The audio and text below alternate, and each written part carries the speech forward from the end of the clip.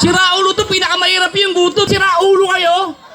Eh, pati kayo magsalita sa taong bayan, eh, totoo naman. Harap-harapan, lahat ng kaunsyal.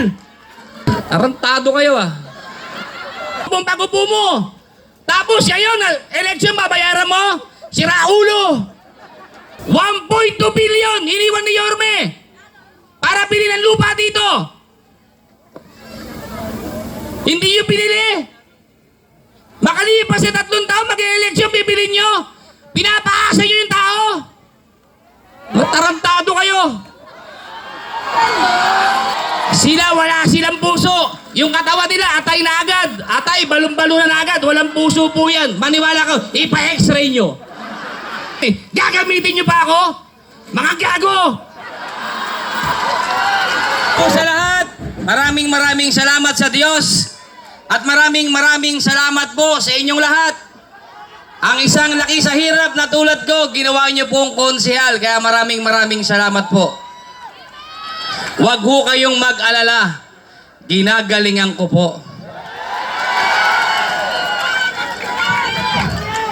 Dahil gusto ko pagdating ng panahon, kung pwede kay Awi siya maging konsehal, bakit hindi pwede sa anak katapunin nyo? Pwede rin po. Kaya mas gagalingan ko pa. Ipakikita natin na mas magaling, manungkulan ang laki sa hirap kesa sa anak lang ng tatay niya.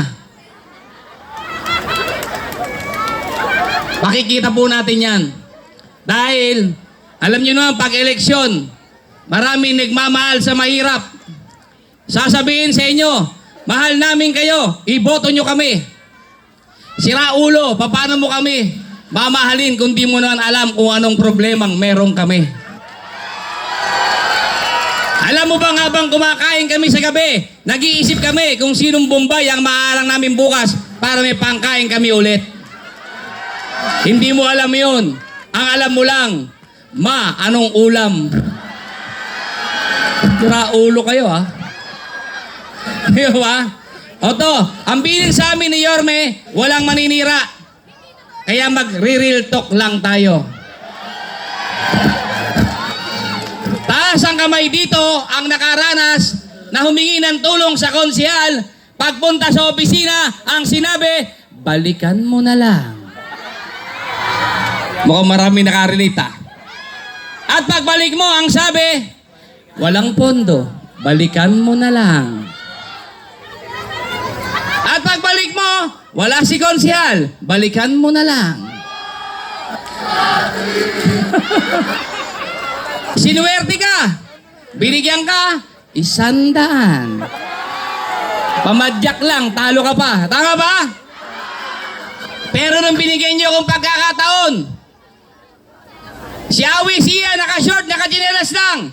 Pero pagpunta mo sa opisina ko, bukas, ihahatid na sa bahay ninyo.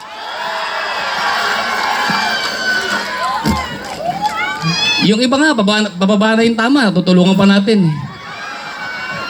Positive. Real talk lang tayo. Di ba? Totoo naman. Kasi, tutulungan mo lang yung tao, pababalik-balikin mo pa. Di ba? Kaya po, pumili kayo ng tama. Bagamat mahirap tayo, pero hindi tayo bobo. Hindi halaga ng dignidad at ang pagkatao natin yung 1,000 tsaka 5 kilong bigas. Tama? Kunin nyo yung pera nila. Boto nyo kami straight. Hindi naman kami maselan. Kahit straight lang, papatulan na namin kayo. Pwede? 3 taon nyo kami tinalongges, ha? Bawi-bawi lang pag may time. Tama ba? Balik-balik, ha? Ito, kahit magbabalik-balik ka, di kayo boboto rito. Mas matalim kami sa inyo. Di ba? O ngayon naman, dahil real talk tayo, taas ang kamay ang nagbabayad ng tax. Ayan na, patay tayo. Pagbayaran, ayaw ninyo. Okay. Maraming salamat sa mga tumaas sapagkat alam nila ang kanilang karapatan na sila'y nagbabayad ng tax. Para naman sa mga hindi tumaas, Ipaiintindi ko lang po sa inyo na kayo po ay nagbabayad ng tax. Kapag ikaw ay nagpunta sa Ever, namili ka, may tax yan. Pag bumili ka sa Jollibee, may tax yan. Pag bumili ka ng sigarilyo, bumili ka ng MP, may tax yan. Pag bumili ka ng soft drinks, may tax yan. Tanong, taas ang kamay nagbabayad ng tax. Dapat ninyong malaman ang karapatan na meron kayo. Dahil kami mga politiko, ang ginagamit naming pera ay pera na nanggagaling sa tax ninyo. Tama? Ano man, pagawaing bayan, o AIX, tupad, tabi. Kahit akbay pa yan, wala kayong utang na loob sa kahit kaninong politiko dahil pera yun nyo ang ginagamit namin. Tama? Kung maka-arte kayo, kala nyo inyo yan. Hindi nga lahat binigyan nyo eh. Yung iba nga may kaltas pa eh. Tama ba? May pinapirma. Tapos pupuntahin ka ng tennis court. 4 na oras, magkasalita, bibigyan ka 1,000. May kasamang 5 kabang bigas, ay 5 kilo. Tama ba? Init-init dun eh.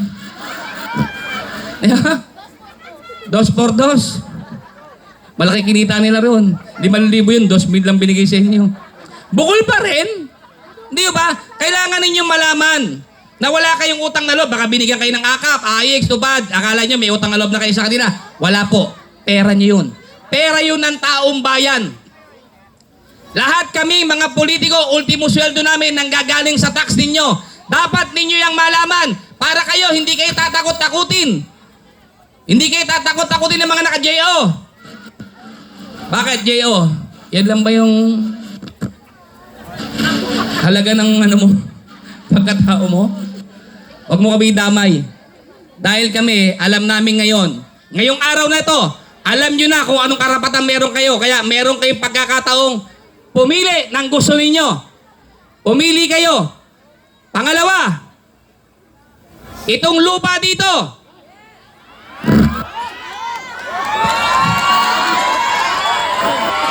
kayo ngayon sa akin, real talk to. Pag upo mo, binilin sa akin ni Yorme, may iniwan siyang 1.2 billion para bilhin yung lupa. Pag upo mo, inasikaso namin ng ilang buwan nung nilatag ko kay ate, wala raw pera, wala raw bibilin. Wow! Bad trip ka, ate! Sungaling ka! 1.2 billion yun eh! Nilakad namin ng ilang buwan, nagkadapuyat-puyat kami. Nang bibilin na, ayaw mo. Wow, pera mo yan. Pera yan ng taong bayan eh. Pero mapalad tayo. Mapalad tayo. Nandito ang ating senador. Nakita nyo? Tutulungan niya tayo. Pag nakabalik si Yorme Isko Moreno, pagbalik, gigipayin kayo, iyaharang ko katawan ko rito. Mga tarantado kayo. Hindi nyo kami kayang takutin. Gutom nga, nilabanan namin, kayo pa. Si Raulo to, pinakamahirap yung gutom eh. Ilalatag ko katawan ko rito. Para hindi kayo mag-iba. Ginagamit nyo pa ako para lukoyin ko yung taong bayan, mga si Raulo kayo. Pati kayo magsalita sa taong bayan, totoo naman, harap-harapan, lahat ng kaunsyal. Sa harapan natin, sinabi, walang bibiling lupa. Tarantado kayo ah. Tapos bandang uli, sasabihin nyo, bibilin nyo ngayon to. Oy, eleksyon na. 2022 pa namin inatag sa'yo yan, pagupo mo. Tapos ngayon, eleksyon, babayaran mo, si Raulo. Sisiraan nyo pa kami? Kayo itong nakaupo? 1.2 billion iniwan ni Yorme para bilhin ang lupa dito. Hindi nyo pinili. Makalipas sa 3 taon, mag-eleksyon, bibilin nyo. Pinapaasa nyo yung tao. Matarantado kayo.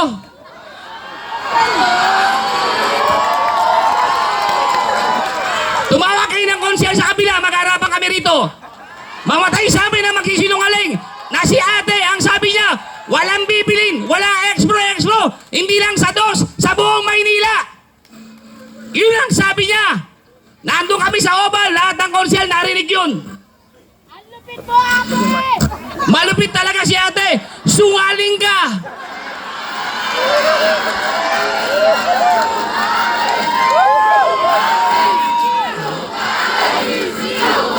Tandaan ninyo, wala pong makapagpo-programa ng ganun kung hindi si Yorme dahil siya yung may puso para tulungan tayo.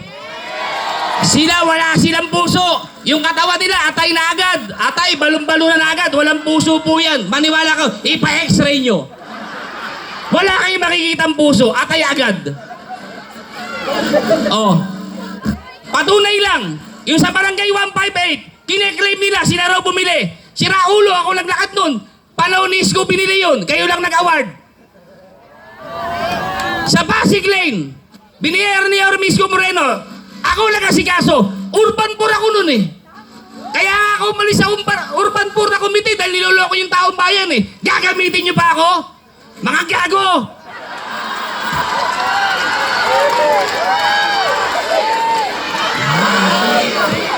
Gusto ninyo, sabay-sabay na tayo mag-withdraw, mga siraulo kayo eh. Patunayan natin sa taong bayan na naglilingkod lang tayo. Patunayan natin na hindi natin kailangan ng posisyon. Siraulo to. Pati ako ginagawang pa-chismis. Disqualified na raw ako. Siraulo. Manahimik kayo. Wala na kayong kapanapanalo dahil sungaling kayo. Maraming salamat sa inyo. Magandang gabi. Manila!